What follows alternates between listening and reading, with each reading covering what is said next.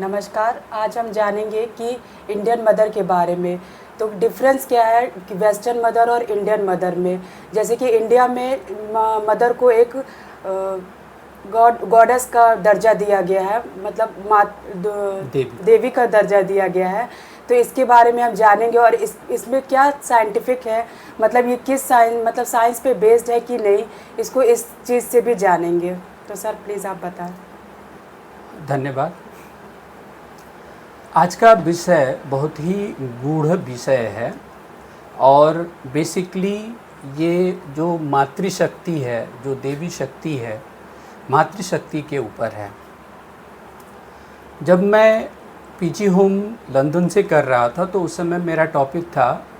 Different approach of homeopathy to improve lactation and child health. तो Indian mother पे जब मैं तमाम सारे लिटरेचर्स को देख रहा था और उन लिटरेचर्स की स्टडी में लगा हुआ था, तो उस क्रम में मैंने देखा कि अमेरिका जैसे कंट्रीज़ में, कनाडा जैसे कंट्रीज़ में जहाँ पे कि वर्किंग महिलाएं होती हैं,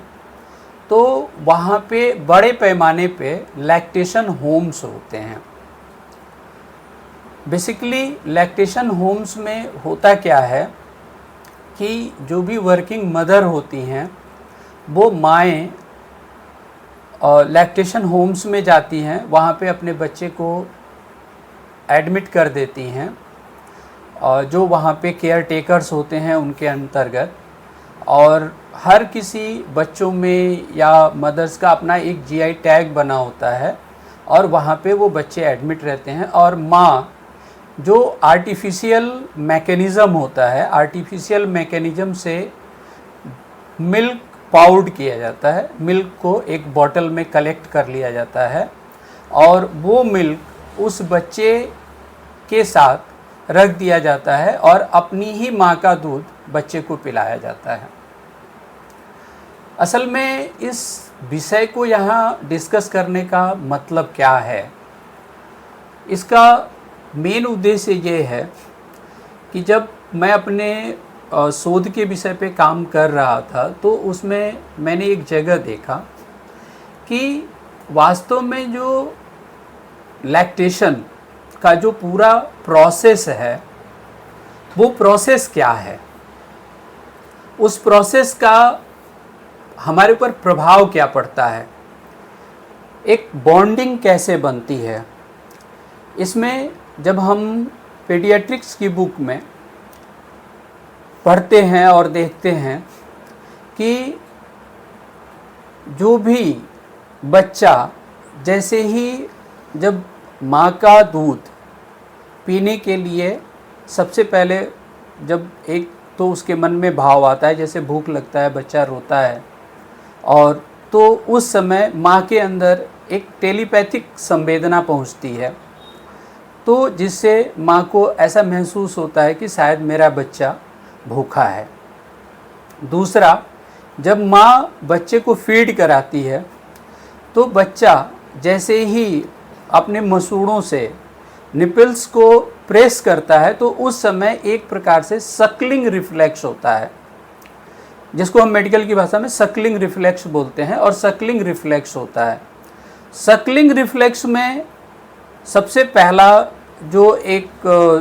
सिंपैथेटिक पाथवे बनता है, जिसके द्वारा स्पाइनल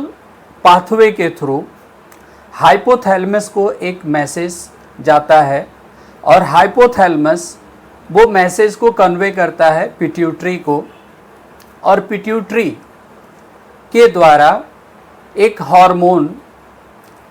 जो बायोकेमिकल रिलीज़ भी हम कहते हैं, एक हार्मोन जिसका नाम है ऑक्सीटोसिन, ऑक्सीटोसिन को स्रावित करता है। और ऑक्सीटोसिन का स्राव ब्लड के माध्यम से ब्रेस्ट तक पहुंचता है और वो जो मिल्क जो स्पेशली डक्ट्स होते हैं वहाँ पर मिल्क लैक्टेल्स का ब्रेकडाउन करता है और जिससे मिल्क का सिक्रीशन होने लगता है। जो भी एल्वियोलाइज होते हैं उसके द्वारा मिल्क का सिक्रीशन होने लगता है और मिल्क सिक्रीट होकर के बच्चे को मिल जाता है और बच्चा इस प्रकार से मिल्क को सक करता है। एक बड़ी बात और एक बड़ा चीज़ जो मैं यहाँ पे कहना चाहता हूँ, आजकल जो एक मॉडर्न कल्चर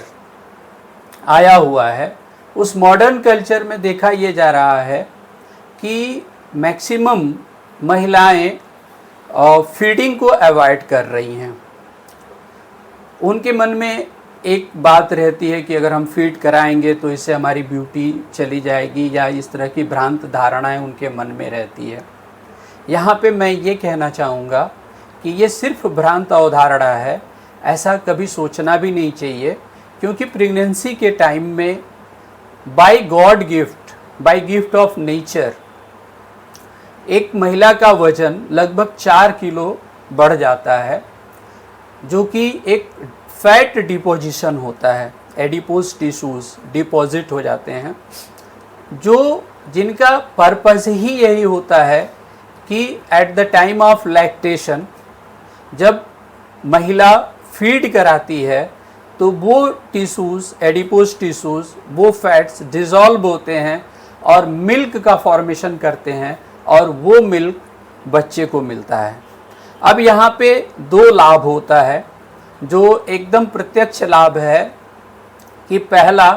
कि जो भी अनवांटेड फैट आया हुआ है उससे आपको मुक्ति मिल जाती है, जो आपके सौंदर्य में एक अलग निखार लाता है। दूसरा, जितना ही ज़्यादा हम फीड कराते हैं उतना ही ज़्यादा सकलिंग रिफ्लेक्स होता है और उतना ही ज़्यादा ऑक्सीटोसिन का स्राव होता है। और मेन फोकस मेरा ऑक्सीटोसिन से इसलिए है क्योंकि ऑक्सीटोसिन हार्मोन को ही हम लव हार्मोन कहते हैं।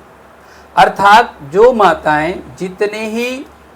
प्रेम पूर्वक और धैर्य से अपने बच्चों को जितना ही ज़्यादा फीड कराती हैं, उनके अंदर उतना ही ज़्यादा ऑक्सीटोसिन का स्राव होता है, उनके अंदर उतना ही ज़्यादा लव बॉन्डिंग बनती है, और उनके अंदर एक लव बॉन्ड बनता चला जाता है, जो इस प्रवृत्ति को बढ़ाता है कि उसके अंदर प्रेम का भाव, बच्चों के प्रति, परिवार के प्रति, समाज के प्रति एक आकर्षण का भाव चलता चला जाता है, और जो बड़े ही हम वैज्ञानिक तरीके से कह सकते हैं कि वो एक देवी का स्थान दिलाने में सहयोग करता है। इस प्रकार हम अपनी बातों को कह सकते हैं। Thank you.